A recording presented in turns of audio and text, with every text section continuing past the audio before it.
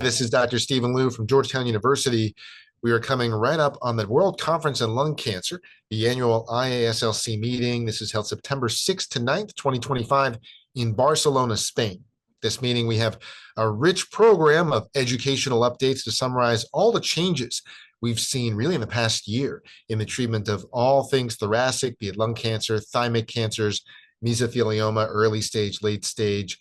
There are a lot of posters to highlight emerging data, but I'm really looking forward to a lot of the big presentations that we'll see at some of the presidential sessions this year. Some noteworthy data to keep an eye on. I think the headline really is FLAURA2. FLAURA2, a phase 3 trial looking at the first-line treatment for EGFR mutant lung cancer, the common EGFR mutations, that would be deletion 19 and L858R and exon 21. And our standard historically since 2018 had been osimertinib alone in the US. The FLAURA2 study showed that when you add chemotherapy, platinum plus pemetrexed, to osimertinib, we improve PFS. We did not know if that led to an improvement in overall survival until now. We heard by press release that this study was positive for overall survival with a meaningful improvement in OS. The details are what matter. Dr. David Planchard from Gustave Roussy will present the FLAURA2 overall survival data. This is relevant because we also know our other frontline combination regimen, Mariposa, which combined amivantamab with lazertinib, also improved both PFS and overall survival in EGFR mutant lung cancer. And so this will give important context to a different combination approach. In this meeting, though, we'll also see the PALOMA-2 data. PALOMA-2 looked at frontline amivantamab plus lazertinib, but this looking at the subcutaneous formulation of amivantamab, which was better tolerated and surprisingly had a survival advantage in previous presentations.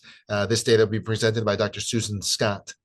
Also in the EGFR realm of note, Dr. Jonathan Goldman will present an update on the HARMONY study.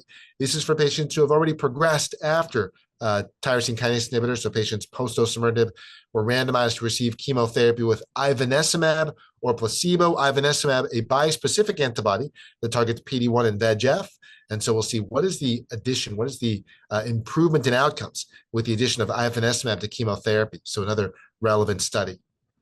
Other targeted agents that we'll look at in the ALK setting, we'll see Dr. David Gerber present one of the Alchemist studies, adjuvant crizotinib, for patients with resected ALK-positive lung cancer. This comes quite some time after the ALINA study showed that adjuvant alectinib did improve outcomes compared to adjuvant chemotherapy for resected ALK-positive lung cancer.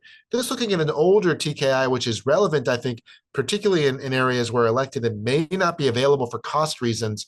So what benefit does adjuvant crizotinib provide in this setting? In ROS1, Dr. Alex Jones will present an update on the ARROS study looking at zidesamtinib or NVL-520, a next-generation ROS1 inhibitor. Excited to see those data. And in the early stage setting, the NADIM adjuvant study will be presented by Dr. Mariano Provencio, really looking at the adjuvant immunotherapy approach. A lot of important updates that we'll see at this study, an important opportunity for networking, for meeting all the other relevant people in thoracic oncology, but really the education, I think, this year will be a particular import to making sure our patients are getting the best possible treatment options. And the field is moving so quickly. Meetings like WCLC, I think, are critical to staying on top of all the latest data.